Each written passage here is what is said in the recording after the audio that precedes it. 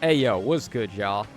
It's your boy here, and we got some more Faye content today. So, of course, we're about to get the new Grand Hero Battle Unit, Jarod, from Radiant Dawn. So, he is part of the Dawn Brigade banner, and honestly, I don't think this guy is really worth building. He does have some strengths over his contemporary unit, who we will compare him to in just a bit, but if we go ahead and take a look at his stat line here, he has an overall BST of 193, which is where we are looking right now for these melee infantry types.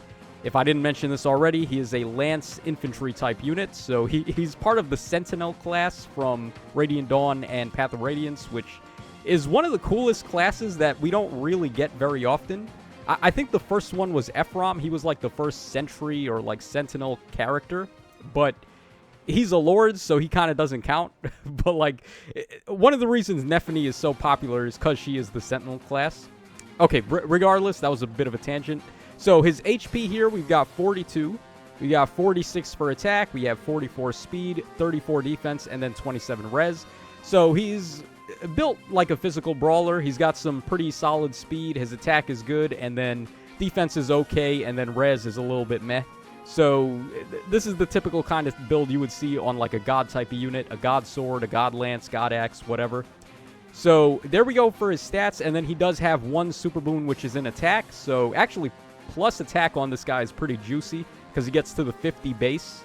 So, that is his one major strength, I would say, is how good his attack is. Okay, then for his kit, he comes with Null Spear Plus, which is okay. It's pretty much Petalfall Vase from the, what was it, Valentine Effie? That weapon where you get attack and speed up 5, and then you get null follow-up and plus 5 damage during your attacks. So it's an okay weapon. It's not too terrible, but certainly it's not as good as Arcane Lewin, which is still, I would say, the go-to Lance for all of your inheritable Lance units. Okay, he's got Dragon Fang as his special. He's got Wind Boost 3, which is a massive RIP.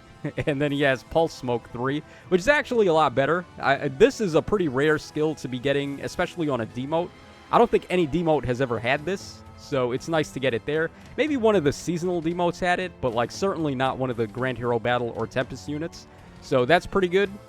The only downside is that there's no level 4 of this to work with, so we don't really know how much better it's going to get when it gets the gold border. And also, on top of that, it's not really ideal anyway, because this was particularly good against the infantry pulse meta when Aether Raid's defenses were constructed around having infantry pulse and just spamming specials. That's not really going to cut it anymore, so that's not what defenses are running, so Pulse Smoke has not really been seeing much play. Okay, so now let's go ahead and take a look at Jarod compared to his contemporary, who I would say is the Ninja Saizo from the Tempest Trial.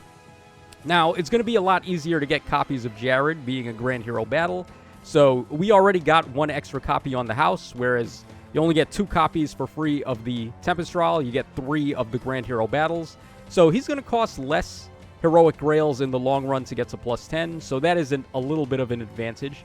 But in terms of stat placements, I would say I actually like Saizo a lot more.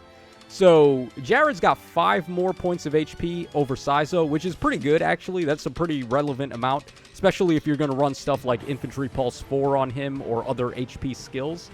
So, that is an advantage. He also has way more attack than Saizo. He's got, 5 more points of attack, which is also pretty significant. Then on speed, Saizo beats him. He has 1 extra point, which is not really that much better. It's only marginal. So I wouldn't really put too much stock in that, and neither of them happen to have super boons on speed. Then on defense, this is where Saizo really overtakes, because this guy's got 34 defense, and then Saizo's got 45. Like, what the hell? This man's been taking them iron pills, right? So he's got 45 defense. That's 11 points higher than Jarod. So he's just going to tank so much better in melee combat. So I think that is why I would still say Saizo is better. And then as far as res goes, Jarod's got 2 more points of res, which is not really all that relevant. Saizo also has a super boon on res if you wanted to go for that. So even though it's a 2-point differential, if you go for the res boon on Saizo, it's not actually 2 points. So there we go. Overall, I would say Saizo's probably just better, but there are still some advantages to Jarod, like the HP and the attack, so it's not a complete wash. Okay, then we go ahead and take a look at his scoring for Arena Mode, and of course, Saizo and the Jarod units score the exact same amount, so by proxy, we have Saizo there with his highest skill equipment for scoring. And he ties with Cyril, which Cyril is still the guy when it comes to ranged, like, scoring for a free-to-play unit. I'm surprised Cyril has lasted this long. He's still, like, the guy. Probably gonna be that way until we get the next book and the next, like, BST power creep. Okay, then we have also New Year Kana, who has recently been on the rise in terms of, like, just what kind of skills you can give to her. Specifically, High Dragon Wall is super valuable for Arena Mode. Shuts down Legendary Alencia, shuts down Guidance 4, and all the warping shenanigans. So she is really good for Arena now, and she scores that much higher than Jarod will, so you probably would rather build Kana. She's also blue as well, and blue infantry, so, like, Kana's another unit besides Ninja Saizo I think would be better to build than Jarod. And then finally, of course, we have Vigard, who is the armored unit that scores, again, the same as Kana and all of these recent releases for infantry. Like, also, the Fallen Lloyd or Fallen Linus also scores 764, and he's got a much better weapon for Arena where he debuffs the enemies. So this is so many really good scoring options right now that are free to play that are just far better than Jarod to build. So another downside for him. And now let's go ahead and take a look at some builds for our boy here. So this is the first build. It's pretty much just a Godlance build. We've got Arcane Lewin, of course, with Godlike Reflexes and the Ike Ring. So it's going to be a 2-hit cooldown because of Arcane Lewin. Ike's Ring is giving us non-pierceable DR against ranged enemies, so we're able to just tank that much better and sort of make up for his res a little bit. Then, of course, Distant Bonus Doubler should go without saying, as well as Lagoo's Friend 4 should go without saying. Attack and Speed Pledge will allow us to get special acceleration, so we can ramp into Godlike Reflexes and loop it over and over. Bonus Doubler for the Seal, so we get all stats, as long as you've got some other ally on the team giving him defense and res bonuses. And then Guard Echo, it gets cut in half the DR from Lagoo's Friend, but that doesn't matter. We just want the guard effect, so that's pretty much what we're going for here. It's a pretty solid build. You're getting a lot out of this. This would apply to any God unit pretty much. Like, any God infantry unit could run this same build, and it's going to work out pretty well. So there we go there. Then we have this build over here. This one is a Brave attacking build. So, of course, you want to play up his really good attack, which is the major advantage that he has over Saizo and also Kana, I guess. So, Brave attack weapon. We got Ruptured Sky there. We have to go for the Ike Ring, unfortunately, because the Marth Ring lowers your damage on specials by 8 points if you have a Brave attack. So, we're not going to run that.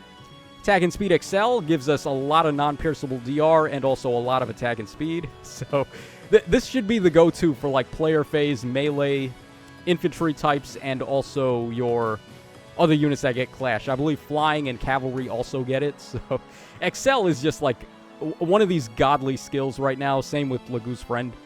Then we're going for Assassin Strike here. This one is a little bit of a toss-up. I think also Gambit 4 could work out here too, because if you run a 5-hit special like Miracle or Ether, you'd be getting plus 15 points of attack, which is a lot, right? Like, that's actually going to overtake the amount of damage you get from Assassin Strike. But the downside is that you're not getting Ruptured Sky as a activatable special, so I think in the long haul, Assassin Strike with Ruptured Sky will outdamage Gambit 4 with Miracle or Aether, but both of them are valid options. You could go for either one, whichever one you think you want to go for. Then, of course, Attack and Speed Pledge, which gives us acceleration, so we can see our Ruptured Sky on every second hit. And then you can also combo this with a Dancer that has Firestorm Dance, so you could just get the Desperation effect and hit the enemies 4 times in a row, and that's pretty much just going to finish off anybody. Also, another unit that can do that is the Fallen Ursula. She gives the start of turn Desperation effect as a status effect, which is pretty good. Alright, then of course for DPS we got Blade Session and Deathblow just to get the most amount of attack. So, yeah, this would be the DPS build, I would say, if you want to just hit as hard as possible. And then finally we have the AoE build. Again, playing up the fact that this guy has a really good attack stat. So, Verge of Death with Blazing Wind gives us a lot of power. Also the Life and Death Sacred Seal. And we have the Marth Ring on this one, so with Arcane Lewin and the Marth Ring, we bring Blazing Wind down to a 2-hit special. And then combined with Pledge and Tempo 4, we will always be able to re-up our Blazing Wind after the first time we activate it. So there's a couple of ways you could get it to activate the first time. You could run Bride Emblem, who just gives him -2 right out the gates. Or there's also the Duo Asker, who can do it with their C skill and the Duo skill.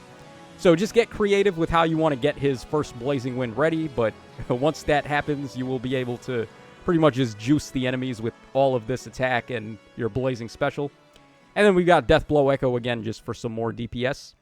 So there you go. Those are the builds that I came up with for this guy. Tried to play up his strengths as much as possible, which I think attack is really the one selling point to this guy over the other 2 units you could build. His defense is okay. It's enough to get decent use out of Lagu's Friend, so it is viable if you want to build him this way. But which one of these would be my favorite build, I would have to say? Kind of a hard call. Maybe the Brave Attack build, I think, would make the most sense here. This one's definitely going to do the most damage overall, so I would probably go with that one. But yeah, this one can be okay too. It just depends on your playstyle. So that's going to wrap us up for the builds video for our boy Jarod. Let me know in the comments if you plan to be building this guy up. Personally, I think he's a skip, but once again, I already said that, so like, make your decision based on if he's a favorite of yours or anything like that. So this is your boy Tasho signing out. Take care, fellas, and I'll catch y'all again on the flip side.